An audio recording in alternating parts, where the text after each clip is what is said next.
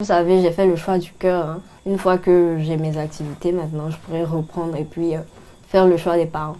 La matière première de Sarah est importée. Elle se souvient encore de son premier achat en Chine. Salut les amis, j'espère que vous allez bien. Moi, je vais très bien. Je suis très heureux aujourd'hui de vous faire cette vidéo. Surtout, vous présenter cette pépite ivoirienne qui fait des choses extraordinaires avec un talent incroyable. Elle arrive à concevoir des gadgets qui sont même beaucoup plus meilleurs même que des gadgets qui viennent de l'international, des gadgets importés. Oui, Sarah est incroyable. Récemment, dans une vidéo, nous étions au Burkina Faso et aujourd'hui, nous sommes en Côte d'Ivoire à la rencontre de Sarah. Cette jeune dame qui a décidé d'arrêter ses études, en tout cas temporairement, pour se concentrer à l'entrepreneuriat, surtout à ce qu'elle sait faire de mieux. Et c'est ce que nous encourageons. Les amis, l'Afrique a tout ce qu'il faut. L'Afrique a tout ce qu'il faut. Et je répète toujours ici. Et nous, sur cette chaîne, nous encourageons tout ce qui se fait de bien. Et je ne vais pas arrêter. Tant que cela peut aider les Africains, tant que cela peut nous permettre de pouvoir avoir une force, on va toujours parler de ça. Et moi, mon rôle, c'est ça.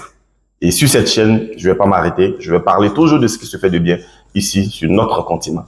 Les gars, on va à la rencontre de Sarah. Et surtout, n'hésitez pas à la booster par vos likes, vos commentaires dans cette vidéo pour la booster. Elle veut avoir un local beaucoup plus grand pour lui permettre de pouvoir étendre encore plus son business parce que c'est le plus important. Arriver aussi à industrialiser son business. Pourquoi pas? C'est l'objectif aussi de toutes ces vidéos-là pour permettre aux gens d'être vus. J'espère que la vidéo va vous plaire et dites-moi en commentaire surtout ce que vous pensez. C'est parti les gars. Go!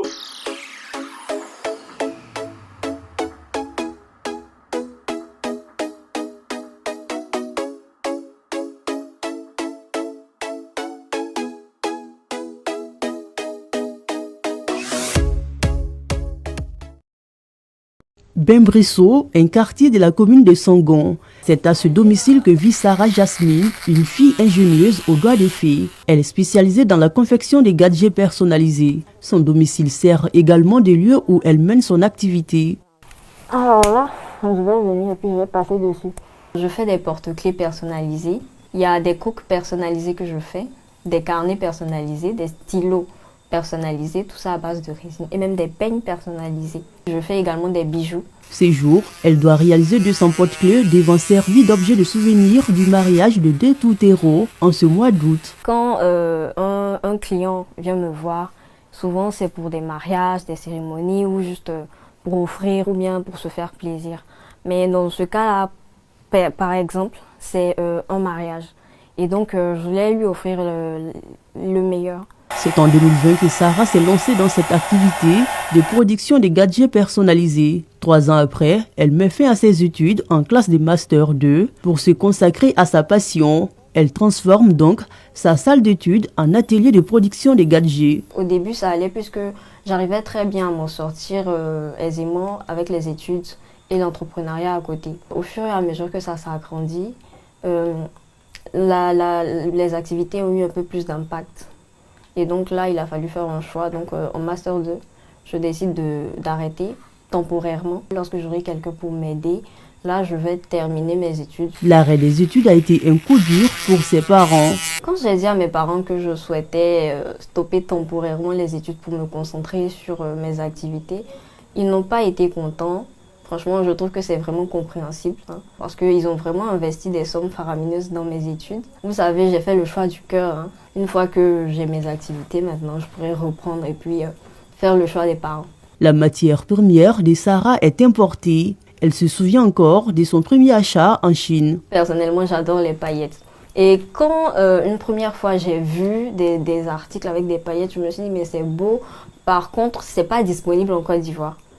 Donc pourquoi ne pas essayer de m'en procurer et pourquoi pas lancer un business avec ça même puisque c'est nouveau, les gens ne connaissent pas. Donc c'est comme ça que je me suis lancée. C'est dans mon argent de poche, j'ai économisé juste pour pouvoir avoir un matériel pour démarrer. Lorsque j'ai payé le matériel, il y avait aussi les frais de transit à gérer. Le matériel faisait environ 2 kilos. Je pense que le prix du kilo c'est peut-être 15 000 francs le kilo. Donc j'ai dû encore suer pour avoir 30 000 francs pour remettre au transitaire.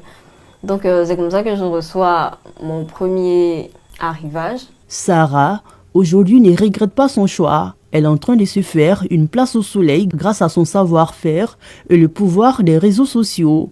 Aujourd'hui, c'est la fierté, surtout quand j'ai des commandes de clients qui sont en dehors du pays. Franchement, c'est beaucoup de fierté et beaucoup d'honneur. Toute ma stratégie marketing est basée sur les réseaux sociaux. 70% de mes clients viennent d'Abidjan, je dirais 20% de l'intérieur du pays et les 10 autres pourcents, c'est à l'international. Après confection, ces œuvres sont exposées sur ces différentes pages pour attirer la clientèle. Occupée par ses créations, elle confie la gestion de ses pages et la livraison des commandes à un ami. Elle m'a contacté, elle m'a dit qu'elle avait besoin de quelqu'un pour l'aider dans la création de ses sites web, etc. Parce qu'elle voyait que je parlais beaucoup de tout ce qui est vente en ligne et tout. Aujourd'hui, je gère ses publicités, c'est moi aussi qui réponds à ses messages sur WhatsApp. Elle peut passer toute une nuit en train de travailler. Aujourd'hui, l'atelier de Sarah se porte bien. D'ailleurs, il ne peut plus contenir tous ces matériaux. Ma première commande de mariage, je me suis sentie réellement honorée par la confiance que quelqu'un d'autre mettait en moi, mettait en mon savoir-faire, en mon activité. Et je pense que ce jour-là même, on a fini avec l'aide de mes petites sœurs, avec les finitions et tout, on a fini vers 20h. J'ai réinvesti, j'ai pris ça pour acheter ma première machine de découpe. Au fur et à mesure, l'activité ça a grandi. Elle est obligée de faire recours à sa chambre. Les commandes augmentent au fur et à mesure. J'ai même plus d'espace même pour moi, vu que je suis obligée même de travailler dans ma chambre. L'idéal, ce serait vraiment d'avoir un local, mais franchement, j'ai pas les moyens en ce moment, vu que je suis encore débutante. Sarah est confrontée à diverses difficultés. La première difficulté, c'est que le matériel n'est pas disponible en Côte d'Ivoire. Et même si il est disponible, c'est vraiment très difficile de s'en procurer.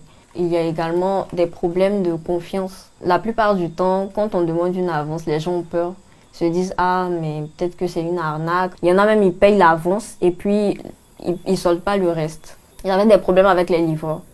J'arrivais pas à avoir un livreur de confiance parce que beaucoup m'ont escroqué, beaucoup ont pris l'argent et puis ils ont disparu dans la nature. Sarah Jasmine, âgée seulement de 24 ans, est un exemple pour la jeunesse ivoirienne.